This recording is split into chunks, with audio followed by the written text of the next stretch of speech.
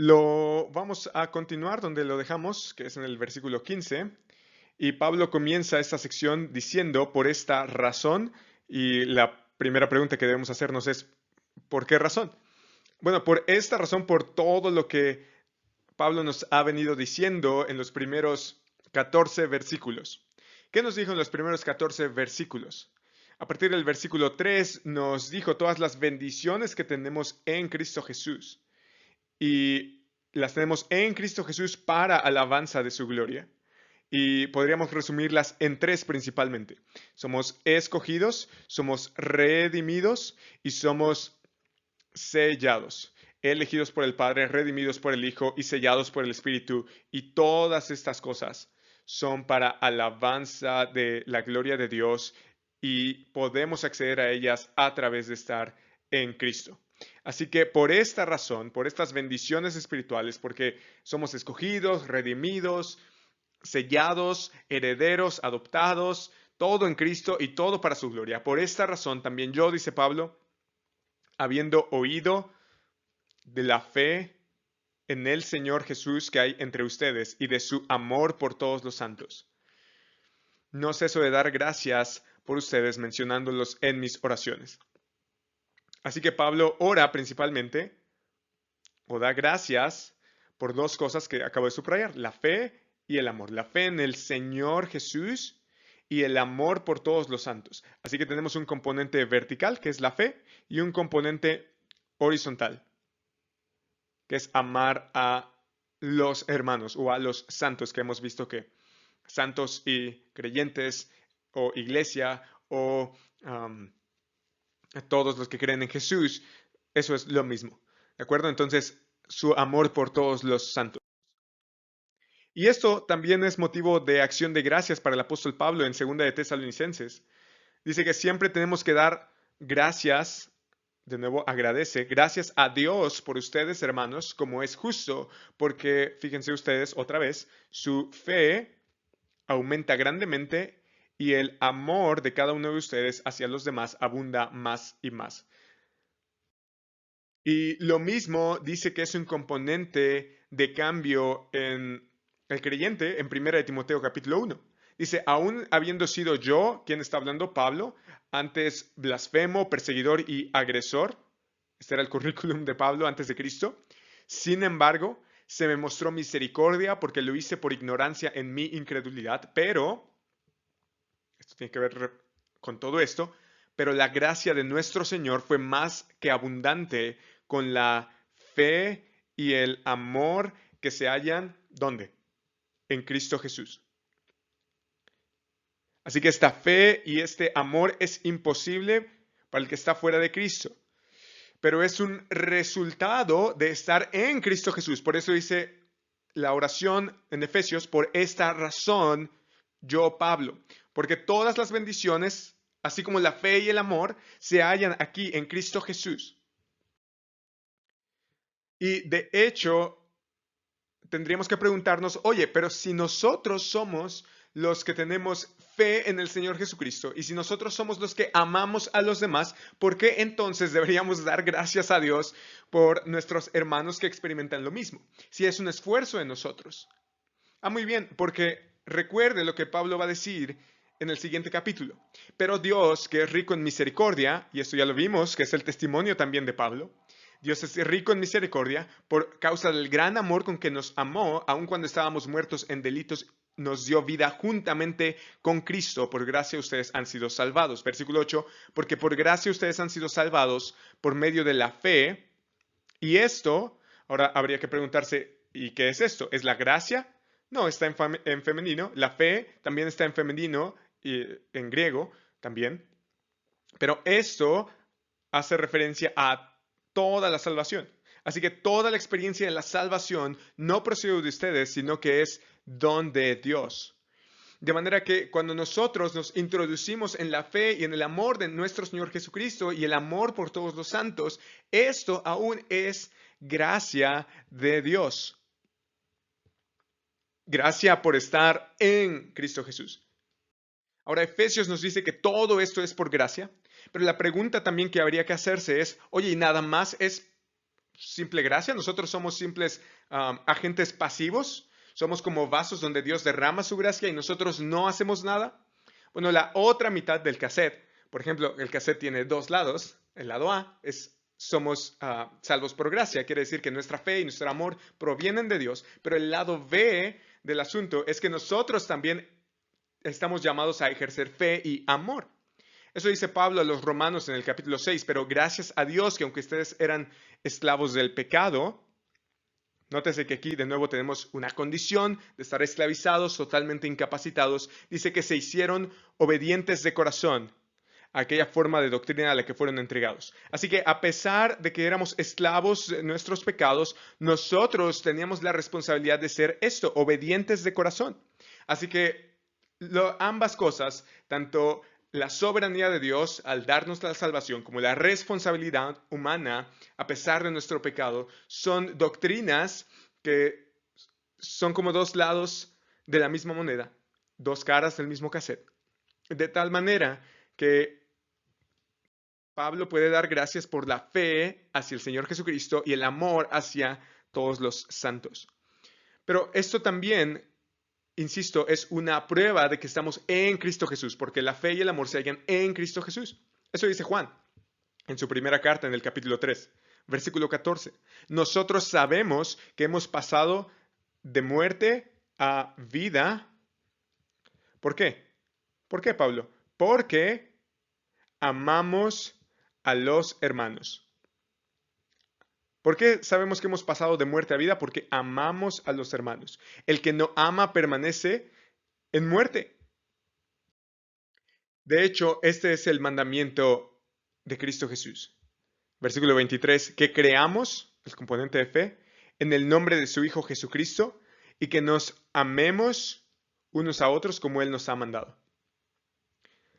Por eso la fe y el amor se hallan en Cristo Jesús, porque la fe es el objeto de nuestra, perdón, el Hijo de Dios es el objeto de nuestra fe y el amor está ejemplificado por cómo Él nos ha amado y cómo Él nos ha mandado, de hecho. Así que ese es el mandamiento, que creamos, que ejerzamos fe y que nos amemos. Así que Pablo puede dar gracias a Dios porque él oyó de la fe que hay en el Señor Jesucristo y del amor. Estas personas en Éfeso tenían verdadera fe, verdadero amor, lo cual quiere decir que eran verdaderos creyentes. Y por eso no cesa de dar gracias a Dios por ellos. No cesa. La oración es sin cesar. Recuerda lo que le dijo en otra carta a los tesalonicenses, orad sin cesar. No ceso de dar gracias por ustedes mencionándolos en mis oraciones. Ahora, no solamente va a dar gracias Pablo, sino que también va a pedir cosas específicas. Dice en el versículo 17, pido que el Dios de nuestro Señor Jesucristo. Y aquí es una expresión un poco difícil. ¿Cómo que el Dios de nuestro Señor Jesucristo? ¿No se supone que Jesucristo es Dios? Bueno, esta expresión no niega la divinidad de Jesús, que es atestiguada por todas las escrituras, sino que más bien este versículo nos ayuda a entender esa expresión. Juan capítulo 20, versículo 17 dice que Jesús le dice, suéltame porque todavía no he subido al Padre, pero ve a mis hermanos y diles, subo a mi Padre y Padre de ustedes. Subo a mi Dios y Dios de ustedes. Así que la idea no es que Jesús sea menos divino que el Padre. Más bien, tiene que ver esta expresión, el Dios de nuestro Señor Jesucristo, tiene que ver con que debido a que Él es el mediador entre nosotros y Dios, entonces no solamente debe ser Dios el Padre del Hijo, sino también Dios debe ser el Dios del Hijo para que en su naturaleza humana nos pueda representar perfectamente. Y tiene sentido, porque si nosotros vamos a mirar a Jesucristo como el hombre definitivo, entonces también debería ser, también debería tener un componente de adoración hacia Dios, quien es también nuestro Dios. Así que más bien tiene que ver con que Cristo es nuestro mediador y no que Él sea menos divino que el Padre. Espero que haga sentido todo esto. Pido que el Dios de nuestro Señor Jesucristo, el Padre de gloria, les dé un espíritu de sabiduría y de revelación en un mejor conocimiento de Él. ¿Qué cosa significa espíritu de sabiduría? Quiere decir que hemos sido entonces sellados a medias con el Espíritu, porque si nos da espíritu de sabiduría y si esto se refiere al Espíritu Santo, entonces todavía hace falta que nos dé el Espíritu Santo. Pero yo creo que esto no es lo que quiere decir. De hecho, esta versión de la Biblia, que se destaca por poner en mayúsculas el Espíritu, esta versión, la Nueva Biblia de las Américas, lo pone en minúsculas. Es más bien una actitud de sabiduría, o yo diría un conocimiento espiritual. Aunque algunos intérpretes dicen que este es como una especie de llenura del Espíritu para sabiduría, y otros dicen que es un don del Espíritu, perdón, un don del Espíritu, en específico un don de sabiduría. No sabemos. Lo que sí sabemos es que necesitamos sabiduría y necesitamos revelación en un mejor conocimiento de Él. Así que necesitamos sabiduría y revelación. Revelación, recuerde que tiene, esta palabra es apocalipsis, que tiene que ver con una cosa que está oculta o que estaba oculta y que ahora es revelada, que el velo se corre, que es dado a conocer. Así que necesitamos estas dos cosas en un mejor o para un mejor conocimiento de Él. ¿De quién? Del Dios de nuestro Señor Jesucristo, el Padre de gloria. Así que Pablo está orando por conocimiento. Conocimiento. Ahora, ¿qué clase de conocimiento es este? ¿Es un conocimiento intelectual? Pablo está orando, oye, Señor, te pido que a los hermanos en Éfeso les puedas dar sabiduría y revelación por medio de libros de textos, así que por favor que haya un barco de la biblioteca de Alejandría a Éfeso, para que se lean todos los volúmenes hasta que tú vengas. No, esa no es la idea. Tampoco el punto es, Señor, te pido que los efesios vayan a los mejores seminarios teológicos de esa ciudad, de tal manera que puedan crecer en un mejor conocimiento de ti. No. Tampoco es, Señor, te pido que el cerebro les estalle de tan cabezones que van a estar de todos los misterios que hay en la Escritura. No, el punto no es ese. De hecho, recordemos que en Marcos capítulo 1 hay un demonio llamado Legión o un espíritu inmundo que dice, oye, ¿qué tienes que ver con nosotros, Jesús de Nazaret? ¿Has venido a destruirnos? Yo sé quién tú eres, el Santo de Dios. Y la pregunta es, oye, ¿cómo es que este espíritu inmundo sabe quién es Jesús? Yo creo que no se está refiriendo a un conocimiento intelectual. No se está refiriendo a un conocimiento que aún los demonios tienen. Santiago nos dice que tú crees que Dios es uno, perfecto, aún los demonios creen y también tiemblan. Así que no se está refiriendo a eso. Tampoco se refiere a un conocimiento que comparten los que no conocen a Dios o los que decimos que no conocen a Dios. Fíjese qué paradójico.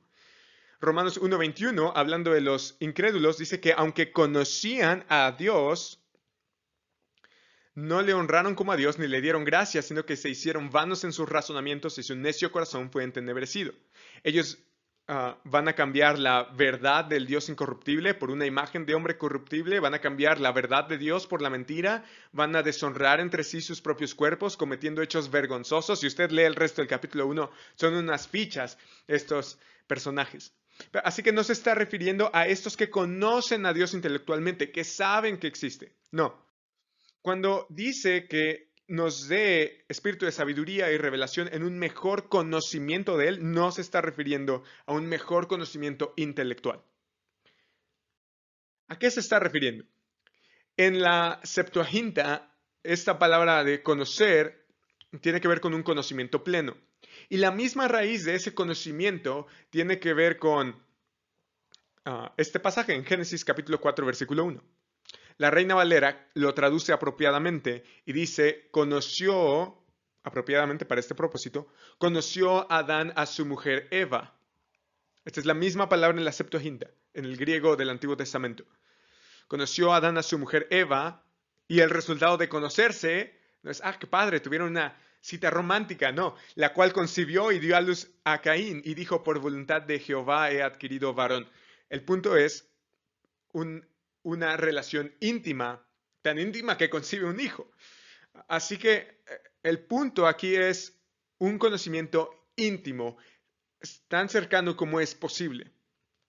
De hecho, esa ilustración o ese lenguaje también se utiliza de parte de Dios hacia su pueblo y de su pueblo hacia Dios. En Oseas capítulo 2, versículo 19. Te desposaré conmigo para siempre, sí, te desposaré conmigo en justicia y en derecho, en misericordia y en compasión, te desposaré conmigo en fidelidad. Y el resultado de desposarse es tú conocerás a Yahweh. Así que de nuevo, estamos hablando de un conocimiento íntimo, profundo, a tal grado que en relaciones humanas eso es comparable a la intimidad. Entonces, la imagen no es una imagen erótica, no quiero que piense eso. La imagen es una imagen de intimidad, de cercanía extrema. Tan extremo que en Juan capítulo 17, versículo 3, Jesús dice que esta es la vida eterna, que te conozcan a ti, el único Dios verdadero, y a Jesucristo a quien has enviado. Así que Él pide a Dios que nos dé sabiduría y revelación en un mejor conocimiento íntimo de Él. No queremos saber más de Dios para simplemente saber más cosas acerca de Dios. No, queremos saber más de Dios porque queremos experimentar más a Dios. Queremos que Él esté cercano a nosotros y nosotros cercano a Él. Eso se conoce como vida eterna.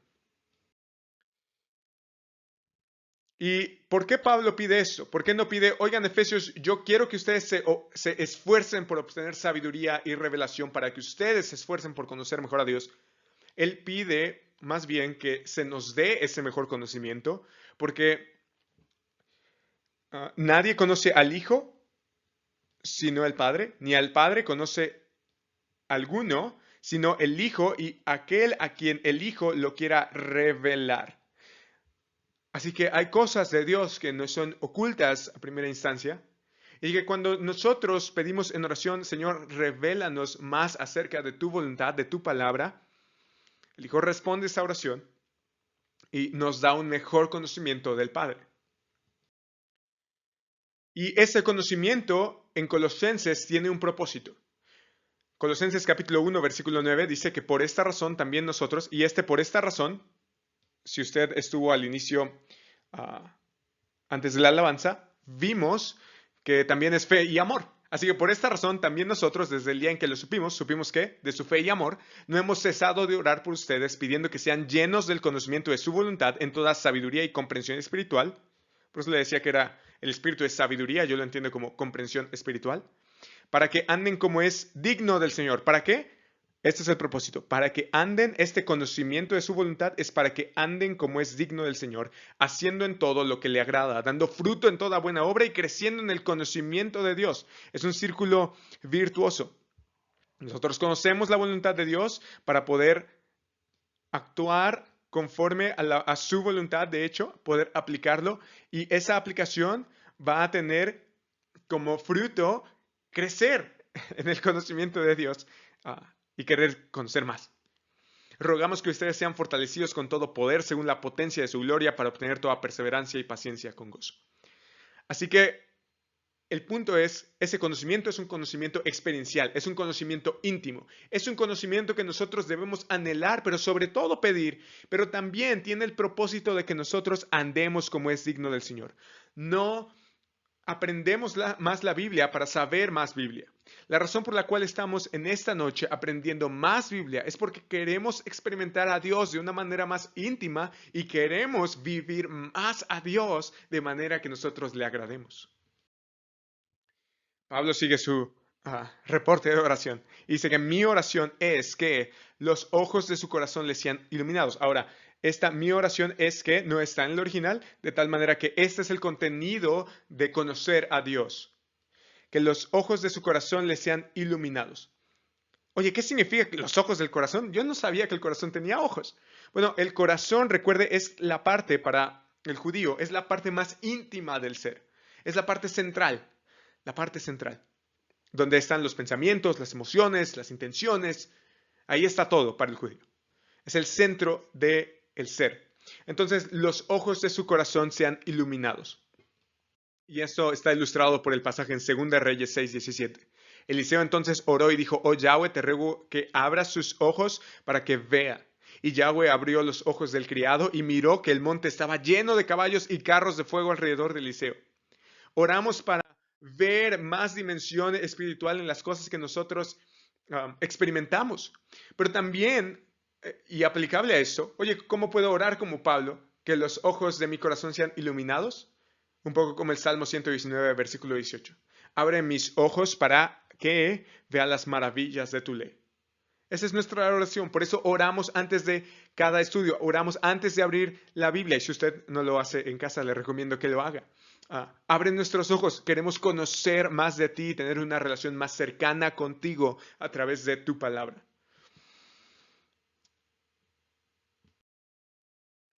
Pues Dios, que dijo: de las tinieblas resplandecerá la luz, es el que ha resplandecido en nuestros corazones para iluminación del conocimiento de la gloria de Dios en el rostro de Cristo. Por eso necesitamos a Dios para conocer más acerca de Dios, porque Él es el que puede revelarnos o revelarse a sí mismo a través de su palabra.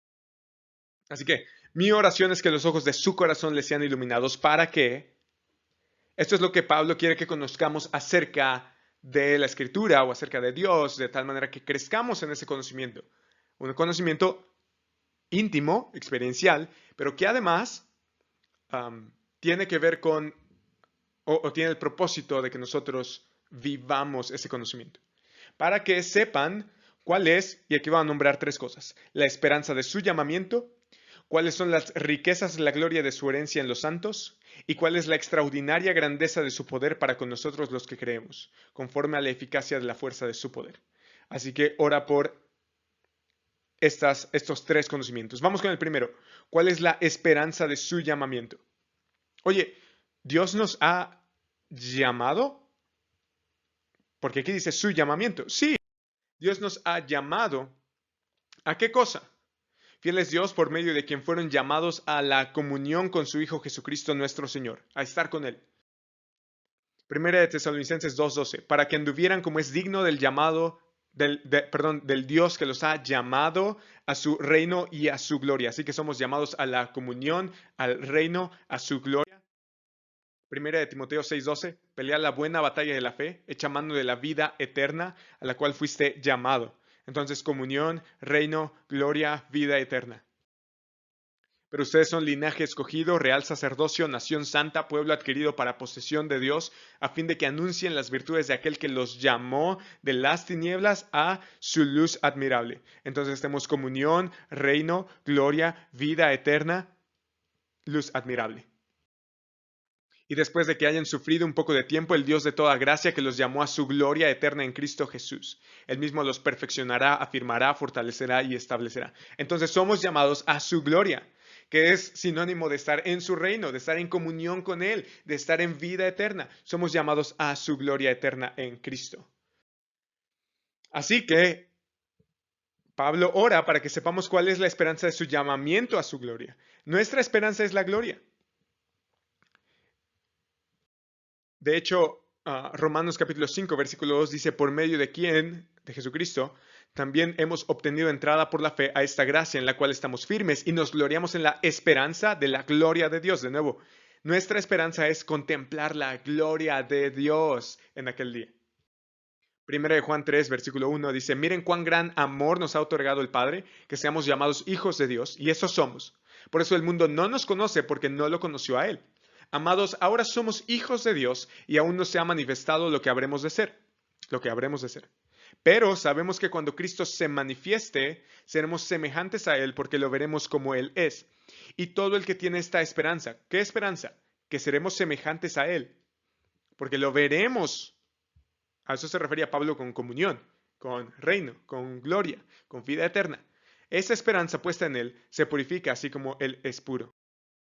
Así que, ¿cuál es la esperanza de su llamamiento? Tiene que ver con que nosotros hemos sido llamados a contemplar la gloria de Dios en Cristo Jesús, y esa es nuestra esperanza.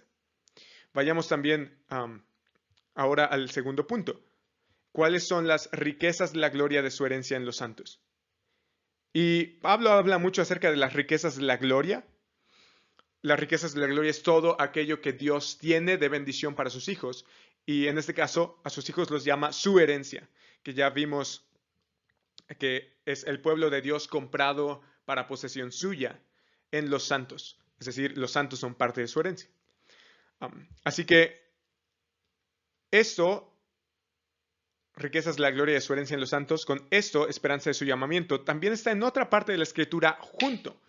Y es Colosenses capítulo 1, versículo 27. Dice, a estos Dios quiso dar a conocer, al conocimiento, cuáles son las riquezas de la gloria de este misterio entre los gentiles, que es Cristo en ustedes, la esperanza de la gloria. Así que las riquezas de su herencia en los santos tiene que ver también con el misterio de los gentiles, que ya vamos a ver en futuras ocasiones. Versículo 19. ¿Y cuál es la extraordinaria grandeza de su poder para con nosotros los que creemos conforme a la eficacia de la fuerza de su poder? Ahora, esta palabra o esta frase, ¿cuál es la extraordinaria grandeza de su poder para con nosotros los que creemos conforme a la eficacia de la fuerza de su poder? Parece trabalenguas y en griego es algo muy chistoso. En español también se puede ver esto. ¿Cuál es la extraordinaria grandeza de su poder? Extraordinaria grandeza. Extraordinario, grande. Grandeza, grande. Poder, algo poderoso para con nosotros los que creemos conforme a la eficacia. Tiene que ver, la palabra aquí es energía en griego. De la fuerza, esto es kratos. De nuevo tiene que ver con poder. Y poder, esta es una palabra diferente a esta otra. Esta es dunamis. Y esta es otra diferente, pero tiene el mismo significado, poder. De tal manera que estas palabras, extraordinaria grandeza de su poder, eficacia de la fuerza de su poder, tiene que ver con una repetición o como una especie de sándwich que el apóstol Pablo hace para decirnos cuán grande es el poder que obra en nosotros los que creemos. Este es el poder superlativo de Dios, que no hay otro más grande. Y ese poder obra en nosotros. Así que el apóstol Pablo quiere que conozcamos cuán grande y majestuoso es el poder de Dios. ¿Por qué su sobreénfasis en el poder?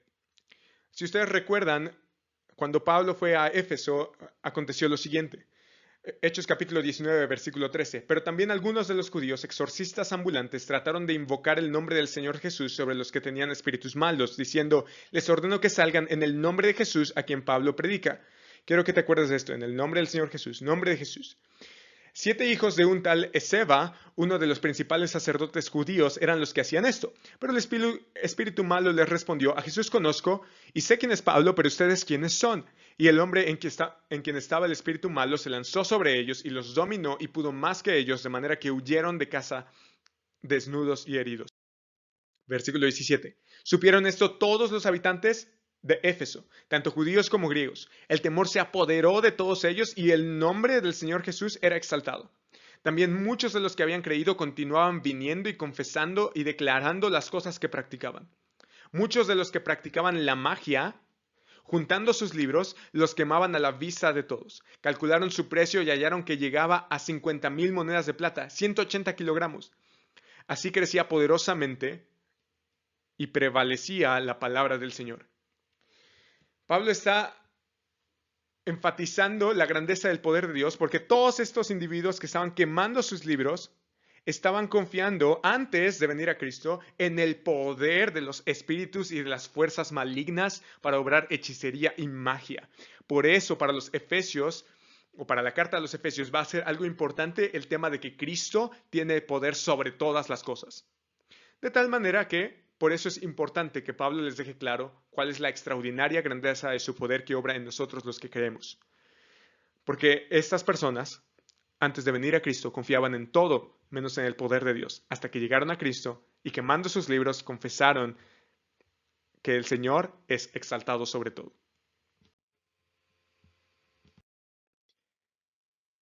Versículo 20. Ese poder que ya vimos, que es superlativo sobre todas las cosas, obró en Cristo cuando lo resucitó de entre los muertos y lo sentó a la diestra en lugares celestiales. Acuérdese que ese poder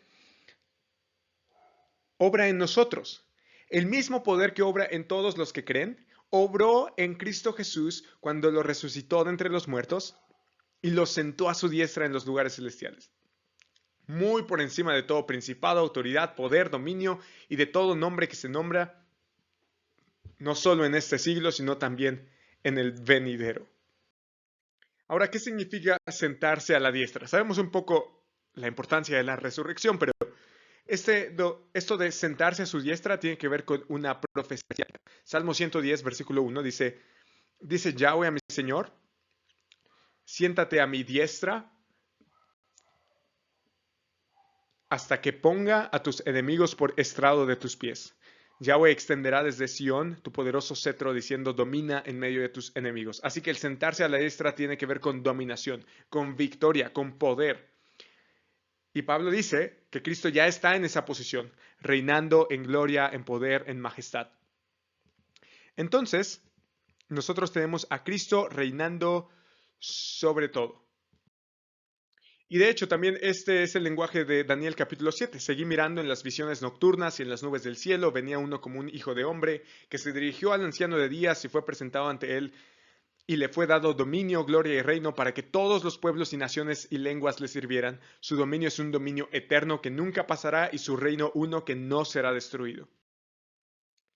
Y este lenguaje, como ya hemos visto, lo ocupa Pablo en Filipenses 2, por lo cual Dios también lo exaltó hasta lo sumo y le confirió el nombre que es sobre todo nombre, para que al nombre de Jesús se doble toda rodilla de los que están en el cielo y en la tierra y debajo de la tierra, y toda lengua confiese que Jesucristo es Señor, para gloria de Dios Padre. Entonces, estábamos hablando del poder que resucitó a Cristo entre los muertos y lo sentó a la diestra en los lugares celestiales. Entonces, el sentarse a la diestra es un lugar de poder, dominio, reino sobre todas las cosas. Y para enfatizar esto, dice que esto es muy por encima de todo principado, autoridad, poder, dominio y de todo nombre que se nombra, no solo en este siglo, sino también en el venidero. ¿Qué significa esto de principado, autoridad, poder, dominio? Bueno, estos eran lenguajes en primer lugar para referirse a poderes terrenales, tales como gobiernos, como puede pensar usted en el Imperio Romano. O sea, piense en que él está por encima de todo principado, autoridad, poder, dominio. El punto es, él está por encima de, en un contexto un poco más contemporáneo, por encima de todo alcalde, gobernador, juez, senador, diputado, presidente, legislador, dictador. Él está muy por encima de todo eso. Esto era un tema importante para los efesios, pero no central. El punto de Pablo, él siendo judío, es que este lenguaje, principado, autoridad, poder, dominio, en el judaísmo esto era para enfatizar los poderes, autoridades, dominios espirituales, tanto buenos como malos, pero sobre todo los malos. En el judaísmo el lenguaje era un lenguaje de ángeles, de fuerzas invisibles que estaban en guerra entre ellos y en guerra contra Dios, en el caso de las huestes espirituales de maldad.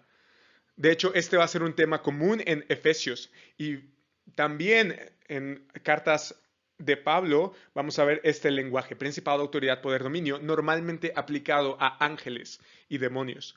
Entonces, él dice que está muy por encima de todo principado, autoridad, poder, dominio. Ese es el contexto judío del lenguaje. Ya vimos el romano, ya vimos el judío, pero para el contexto de los efesios, este principado, autoridad, poder y dominio también hacían referencia a estas fuerzas espirituales a las cuales adoraban. Usted puede pensar, por ejemplo, en Diana, la diosa de los efesios, o Artemisa, la diosa de los efesios. Usted lo puede ver ahí en Hechos 19.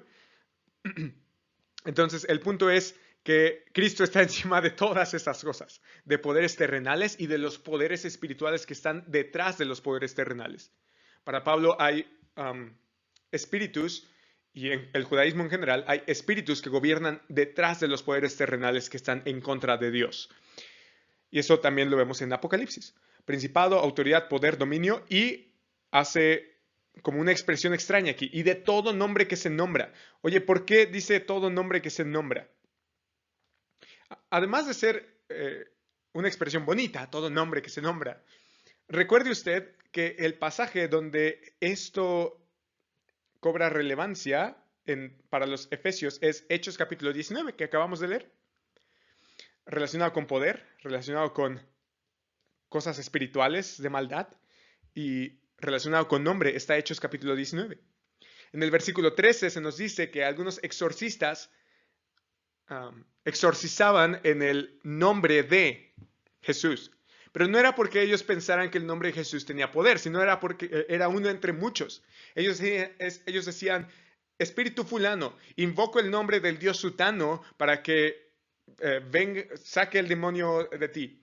O invoco el nombre de demonio fulano de tal manera que la autoridad que tienes sobre tal y tal cosa pueda salir de ti. Eso tenía más que ver con la magia, insisto, y con los exorcismos ahí ocultistas que había en Éfeso. Entonces, todo nombre que se nombra, el punto es, no debes de confiar en esas cosas. O sea, no debes de confiar en principados, autoridades, poderes, dominios, e incluso los nombres que tú invocas, los nombres que tú nombras para hacer ese tipo de cosas. El Cristo, el Mesías, está por encima de todas esas cosas. Así que ese es el punto de todo nombre que se nombra, y de hecho el nombre de Jesús es, como ya vimos en Filipenses, nombre sobre todo. Y al nombre de Jesús se dobla toda rodilla, un nombre más excelente que cualquier otro. Y dice que esa autoridad o ese poder no solamente es en este siglo, sino también en el venidero. ¿Qué cosa es esto de en este siglo y en el venidero? Bueno, esta es una expresión no solamente cristiana, sino también judía. Y aquí voy a explicar algo técnico, de manera que si usted tiene un cuaderno, haga conmigo el segundo dibujito que yo le voy a señalar. El primer dibujito que yo voy a hacer a continuación es solamente para ilustrar. Este siglo y el venidero eran expresiones judías que tenían que ver con dos tipos, vamos a decir, de dominios o de eras en el plan de Dios. Este siglo, que lo vamos a marcar con rojo, tiene que ver con la caída, allá en Génesis capítulo 3. Entonces, este siglo tiene que ver con todo eso, con todo lo que se perdió aquella ocasión y todo lo que trajo. En este caso hubo muerte, hubo pecado, hubo caída, hubo maldición, hubo esclavitud. El venidero, el siglo venidero, tiene que ver con una época, un reino, en el cual Dios reina y todas las cosas que se perdieron ahora se recuperan. En lugar de haber muerte, yo tengo vida. En lugar de haber pecado, yo tengo amor. En lugar de tener caída, yo tengo resurrección. En lugar de tener maldición, yo tengo bendición. En lugar de tener esclavitud, yo tengo libertad. Ese es el siglo venidero, donde Dios restaura todas las cosas y donde Dios reina y hace justicia. En lugar de injusticia, yo tengo justicia de este lado. Ahora, ¿qué cosa trae o qué cosa nos pasa de este siglo al venidero?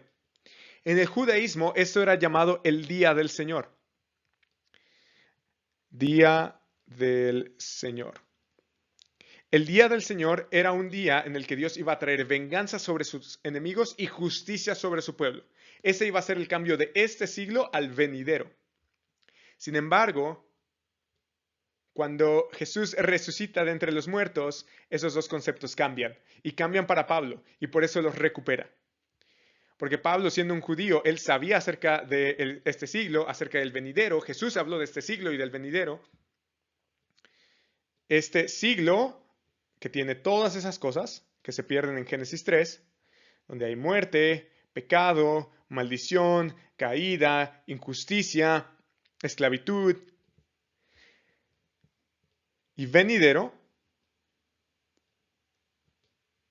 Voy a hacer el círculo más grande. Estas cosas, donde se recuperan en Apocalipsis 21 al 22, en lugar de haber muerte, dijimos que hay vida. En lugar de haber pecado, hay amor. En lugar de haber maldición, hay bendición. En lugar de haber caída, hay resurrección. En lugar de haber injusticia, hay justicia. Y en lugar de haber esclavitud, hay libertad. Esas cosas, sí, por supuesto, las trae el día del Señor. Pero si usted recuerda el primer sermón de Jesús, cuando dice que el día del Señor llega y es para traer luz, bueno, para abrir los ojos a los ciegos, a los enfermos, etcétera, etcétera, allá en Lucas 4, el día de la venganza de nuestro Dios no se menciona. Pero el pasaje está hablando acerca del día del Señor. Oye, entonces, ¿va a llegar el día del Señor o no va a llegar? Bueno, resulta ser que tras la resurrección de Jesucristo, este siglo y el venidero se reúnen por alguna razón.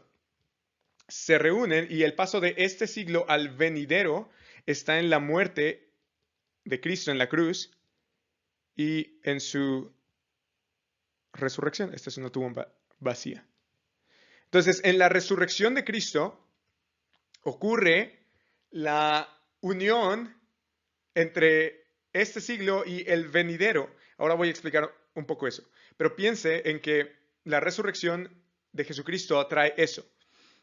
Trae el siglo venidero al presente. Por eso Jesús dice, el reino de los cielos se ha acercado, o por eso Pablo puede decir que estamos desde que Jesús se fue en los últimos días. Así que cuando usted le diga, estos son los últimos días, no se preocupe, los apóstoles escucharon y predicaron lo mismo. No se preocupe en un sentido bueno.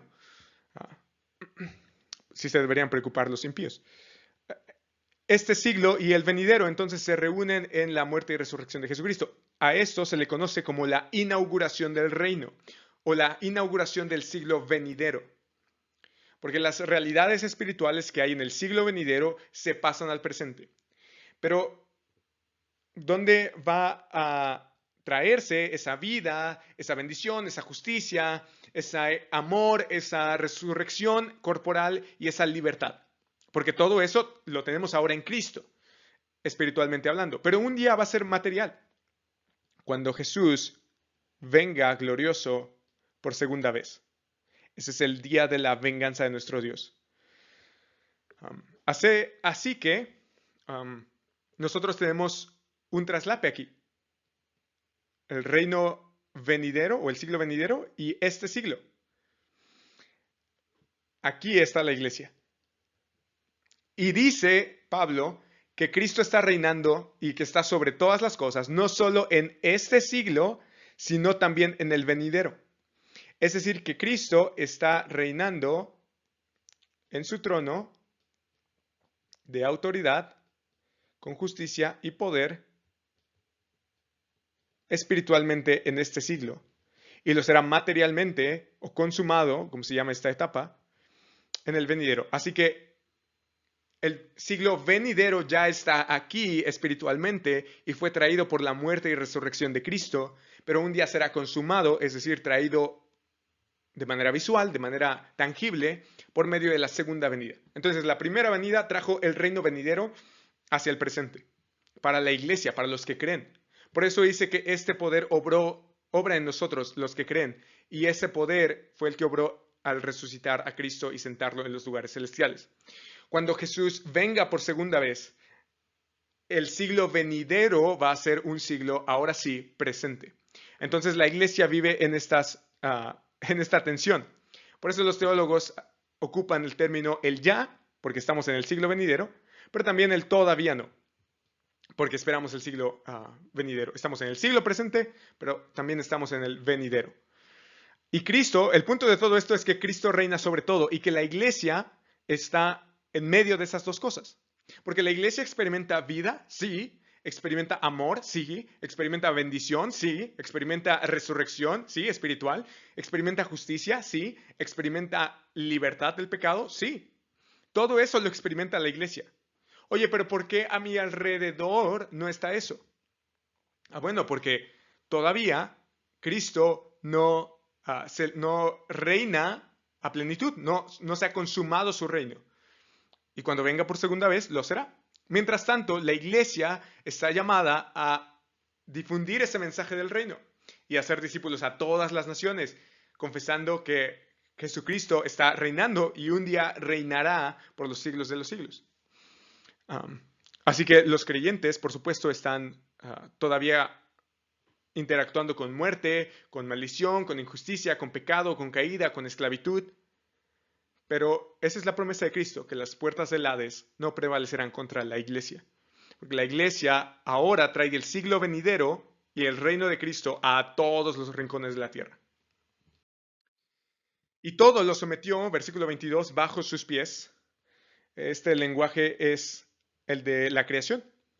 Allá en Génesis 1:26, que ejerza dominio sobre los peces del mar, sobre las aves del cielo, sobre los ganados, sobre toda la tierra, sobre todo reptil que se arrastra sobre la tierra, que ejerza dominio de nuevo. Así que este es el mandato, pero ya sabemos lo que pasó. Sin embargo, hay la promesa de que al Hijo del Hombre se le ha de dar todo bajo sus pies, como en el plan original. Y eso finalmente se cumple en Jesucristo, dice Hebreos. Porque al sujetarlo a él, perdón, que todo esto se cumple, usted puede leer el contexto, al sujetarlo todo a él, no dejó nada que no le sea sujeto. Y esto es lo que yo le decía del siglo venidero. Pero ahora no vemos aún todas las cosas sujetas a él. O sea, está todo sujeto a él, pero no todo sujeto a él. O sea, ya está sujeto, pero todavía no está sujeto. ¿Entiendes? Atención. Pero vemos a aquel que fue hecho un poco inferior a los ángeles, es decir, a Jesús coronado de gloria y honor, etcétera, etcétera, etcétera. Entonces, todo fue sometido bajo sus pies. Habla de Jesucristo. Y tiene un lenguaje de que Él es el Adán definitivo, gobernando sobre toda la creación, y nosotros con Él. Y a Él, perdón, lo dio por cabeza sobre todas las cosas a la iglesia, la cual es su cuerpo. Así que Cristo es la cabeza. Este es algo parecido a lo que ya vimos en 1 Corintios, parecido, no igual. Cristo es la cabeza y la cabeza, por lógica, usted entenderá la analogía, dirige todo el cuerpo. Es el líder. De hecho, esto de la cabeza era una ilustración médica que entendían los gentiles y los judíos también lo entendían, porque se decía que alguien era la cabeza cuando era el líder o representante de todas las cosas. De hecho, hasta hoy ocupamos ese término, cabeza, por ejemplo, de familia, ¿no? O tal caballo está a la cabeza de la carrera. Es el líder sobre todas las demás cosas. Así que la iglesia tiene a líder, director y supremo rey y juez y autoridad a Jesús. Porque Él está sujeta a todas las cosas, incluidas la iglesia, la cual es su cuerpo, y luego está esta expresión, la plenitud de aquel que lo llena todo en todo. ¿Qué cosa significa la plenitud de aquel que lo llena todo en todo? ¿Quién es aquel que lo llena todo en todo? Por supuesto, Dios. Cuando nosotros decimos esta expresión de plenitud, significa algo que está rebosando, que está hasta el tope. Y aquel que lo llena todo en todo, relacionado con la plenitud, tiene que ver con un lenguaje de templo. Por ejemplo, cuando Salomón terminó de orar, descendió fuego desde el cielo y consumió el holocausto y los sacrificios, y la gloria de Yahweh llenó la casa. O en Jeremías 23:24. ¿Podrá alguien esconderse en escondites, de modo que yo no lo vea? Declara Yahweh. ¿No lleno yo los cielos y la tierra? Declara Yahweh. Ezequiel 43:5. Entonces el Espíritu me levantó y me llevó al atrio interior, y la gloria de Yahweh llenó el templo. Luego me llevó por el camino de la puerta del norte al frente del templo y miré que la gloria de Yahweh llenaba la casa de Yahweh y me postré sobre mi rostro. Entonces, la idea aquí, la plenitud de aquel que lo llena todo en todo, aquel que lo llena todo en todo es Dios mismo. Y la plenitud es que está rebosando, que está llenando. Así que la iglesia, la cual es su cuerpo, la plenitud de aquel que lo llena en todo, la iglesia es como ese templo o ese tabernáculo donde la gloria de Dios mora, donde aquel que lo llena todo en todo puede tener su plenitud. De tal manera que la iglesia, bueno, en primer lugar, cada creyente por medio del Espíritu tiene plenitud de la gloria de Dios por medio, insisto, del Espíritu Santo. El Espíritu Santo mora en el creyente y de hecho a tal punto que puede ser lleno del Espíritu Santo. Y en comunidad, 1 Corintios habla de que nosotros somos el templo de Dios. De hecho, Efesios va a decir eso. Somos el templo de Dios, construidos para glorificar su nombre. Así que cuando el Antiguo Testamento habla de que Dios llena con su gloria el tabernáculo y el templo, es solamente una figura de lo que va a hacer en Cristo y en estos últimos tiempos por medio del Espíritu Santo en la vida de los creyentes y en su iglesia. De tal manera que la iglesia es la expresión gloriosa del reinado de Cristo aquí en la tierra. Dicho de otra forma, lo más parecido que vas a poder encontrar a el reinado de Cristo cuando Él venga va a ser la iglesia. Lo más parecido que tú vas a ver a los nuevos cielos y a la nueva tierra va a ser la iglesia. Es un domingo a las 11 de la mañana en tu iglesia local. Bueno, o a la hora que te congregues.